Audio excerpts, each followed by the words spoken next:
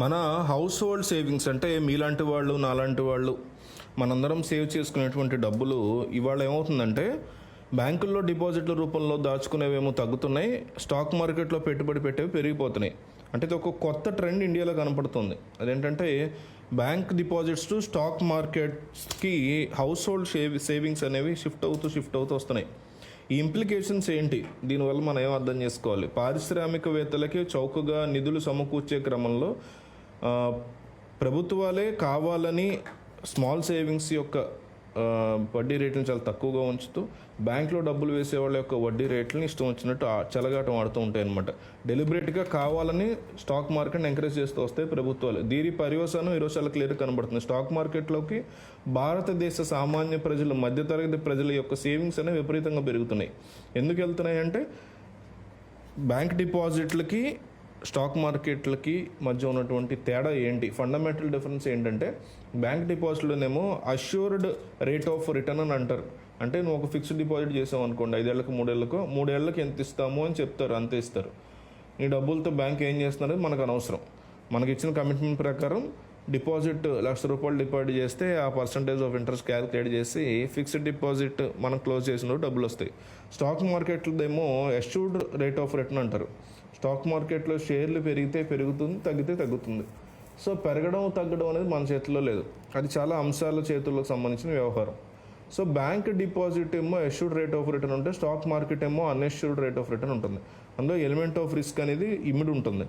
So risk appetite ఎక్కువ ఉన్నవాళ్ళు, అంటే రిస్క్ ఎక్కువ తీసుకోగల కెపాసిటీ ఉన్నవాళ్ళు తమ ఆదాయానికి తగినట్టుగా ఒక 10% లేకపోతే రిస్కీ ఇన్వెస్ట్మెంట్లో పెడితే ఏం కాదు. కానీ పరిమితమైనటువంటి ఆదాయం, లిమిటెడ్ ఆదాయం ఉన్నవాళ్ళు సేవింగ్స్ని తీసుకెళ్ళి రిస్కీ ఇన్వెస్ట్మెంట్లో పెడితే చాలా ఛాలెంజెస్ ఉంటాయి.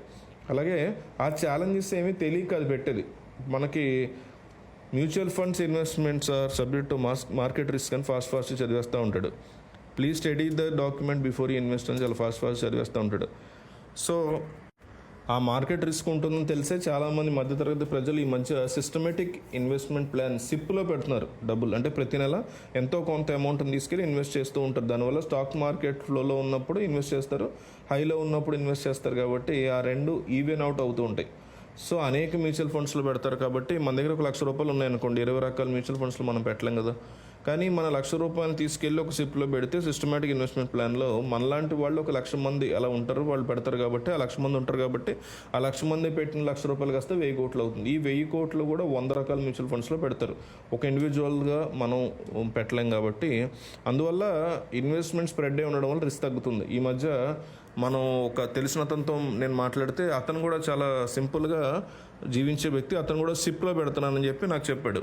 స్టాక్ మార్కెట్ అనేది ఈరోజు విపరీతంగా పెనట్రేట్ అయింది సామాన్య ప్రజల్లో కూడా. దానికి ముఖ్యం కారణం ఏంటంటే డెలిబరేట్గా కావాలని బ్యాంక్ డిపాజిట్లో పోస్టల్ సేవింగ్స్ని ప్రభుత్వమే తగ్గిస్తూ వస్తుంది. ఎందుకంటే ఒక అదానీ లాంటి వాళ్ళు ఇంకో పారిశ్రామికవేత్తతో బ్యాంక్ నుంచి అప్పు తీసుకుని తమ పరిశ్రమను ఎక్స్పెండ్ చేసినా పెంచినా ఏమవుతుంది, బ్యాంక్ వాళ్ళు ఇంట్రెస్ట్ వసూలు చేస్తున్నారు. కానీ మన షేర్ల డబ్బులతో కంపెనీ పెట్టారు అనుకోండి, ఇప్పుడు అదానీ 10,000 కోట్ల కంపెనీ పెడితే ఆయన పైసలు కాదు, మనలాంటి వాళ్ళందరూ షేర్లు కొంటాం. కాబట్టి ఆ డబ్బంతా ఒక రకంగా చీప్గా వచ్చినట్టే, వితౌట్ ఎన్ ఇంట్రెస్ట్. సో అందువల్ల పారిశ్రామికవేత్తలకు ప్రయోజనం కలిగించే రీతిలో ప్రభుత్వాలే అష్యూర్డ్ రేట్ ఆఫ్ ఇంట్రెస్ట్ ఇచ్చేటువంటి బ్యాంక్ డిపాజిట్స్ని డిస్కరేజ్ చేస్తూ స్టాక్ మార్కెట్ వైపుగా ప్రజల సేవింగ్స్ మళ్ళీలా చేస్తున్నారు. దీని ఫలితం ఏంటయ్యా అంటే కేంద్ర ప్రభుత్వం దీన్ని యాక్సెప్ట్ చేసింది. ఈ విషయాన్ని మనం చెప్పేది కాదు, ఇవాళ ఎకనామిక్స్ టైంలో కూడా వచ్చింది ఈ విషయం. డిపార్ట్మెంట్ ఆఫ్ ఫైనాన్షియల్ సర్వీసెస్ ఏం చెప్తుందంటే ఓపెన్గా parliamentary standing committee on finance ఇచ్చిన రిపోర్ట్లో క్లియర్గా రాశారు. ఏంటంటే హౌస్ హోల్డ్ సేవింగ్స్ కాస్త స్టాక్ మార్కెట్లోకి వెళ్ళడం వల్ల సామాన్యులు రిస్క్ ఎదుర్కొంటున్నారు. స్టాక్ మార్కెట్ ఎందుకంటే ఒక రకంగా ఉండదు. ఎప్పుడు మనం గమనిస్తే ఈ మధ్యకాలంలో భారీగా పతనం అవుతూ వస్తుంది. సో ఇలా స్టాక్ మార్కెట్ క్రాష్ అయినప్పుడల్లా రిటైల్ ఇన్వెస్టర్లు తమ సేవింగ్స్ని పెట్టిన వాళ్ళు తీవ్రంగా నష్టపోతారు. సో వాళ్ళ లాభాల కోసం పెట్టింది కాదు, ఉన్న సేవింగ్స్లో కొంచెం పెంచుకుందామని పెట్టారు వాళ్ళు, అంతే. వాళ్ళు ప్రాఫిట్ల కొరకు ఇన్వెస్ట్ చేసిన వాళ్ళు కాదు, సర్వైవల్ కోసం ఇన్వెస్ట్ చేసిన వాళ్ళు. అలాంటి వాళ్ళు మార్కెట్ క్రాష్ అయినప్పుడు నష్టపోతుంటారు. సో మార్కెట్లో క్రాష్ అనేదానికి రకరకాల కారణాలు ఉండొచ్చు. ప్రపంచంలో వచ్చే పరిణామాలు కానీ, యుద్ధాల దగ్గర నుంచి మ్యానిపులేషన్ల వరకు, హర్షద్ మెహతా స్కాములు, ఇలా రకరకాల స్కాములు చూసాం మనం. ఫిన్ఫ్లుయెన్సర్స్ అని ఉంటారు, అంటే ఇన్ఫ్లుయెన్సర్స్ సోషల్ మీడియాలో, ఇన్స్టాగ్రామ్లో, యూట్యూబ్లో స్టాక్ మార్కెట్ టిప్స్ చెప్పేవాళ్ళు కావాలని తాము కొన్న షేర్లు బాగా పెర్ఫామ్ చేస్తాయని చెప్తారు. దానివల్ల షేర్ల రేటు విపరీతంగా పెరుగుతుంటాయి. దీనే ఫిన్ఫ్లుయెన్సర్స్ అంటారు.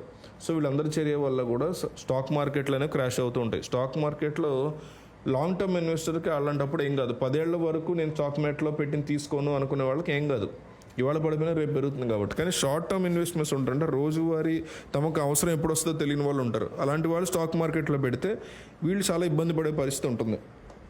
అంటే దీని ప్రాబ్లం వల్ల స్టాక్ మార్కెట్ లాస్ అయ్యే అవకాశం ఉంటుంది. వాళ్ళు ఫైనాన్షియల్ లిటరసీ కూడా చాలా మంది తక్కువ. స్టాక్ మార్కెట్లో ఎక్కడ పెడితే డబ్బులు, ఎక్కడ ఏ టైంలో పెడితే లాభం వస్తుంది అనేది మనం చెప్పలేము. ఇదంతా కూడా స్పెక్యులేటివ్గా ఉంటుంది, ఎక్కడ రియలిస్టిక్ ఉండదు. స్టాక్ మార్కెట్ అంటేనే స్పెక్యులేషన్తో ముడిపడి ఉంటుంది. సో వీటిని స్టడీ చేయగల కెపాసిటీ, ఆ లిటరసీ, ఫినాన్షియల్ లిటరసీ ఉండదు. సో ఈ గందరగోళం మాకెందుకులే అని చెప్పి ఎస్ఐపిలో, ఈ సిస్టమేటిక్ ఇన్వెస్ట్మెంట్ ప్లాన్లో పెడుతున్నారు.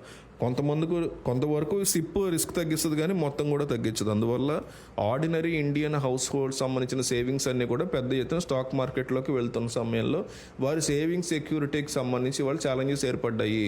అది ఓపెన్గా పార్లమెంటరీ స్టాండింగ్ కమిటీ చెప్తున్నటువంటి మాట. దాంతోపాటు ఇంకో లాస్ ఏంటంటే బ్యాంక్స్ కూడా నష్టపోతాయి. బ్యాంకుల్లో డిపాజిట్లు సామాన్య ప్రజలు మనలాంటి పెడితేనే బ్యాంకులు నిలబడతాయి.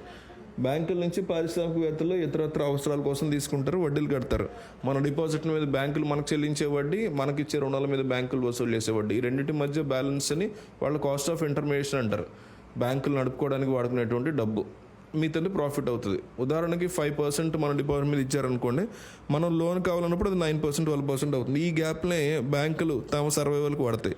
ఎప్పుడైతే బ్యాంక్ డిపాజిట్లే తగ్గిపోతున్నాయో డబ్బులు పెట్టడం, and cheap and stable stores of ఫండ్స్ని బ్యాంకులు కోల్పోతూ ఉంటాయి. So continuous flow of funds అనేది ఉండదు బ్యాంక్కి.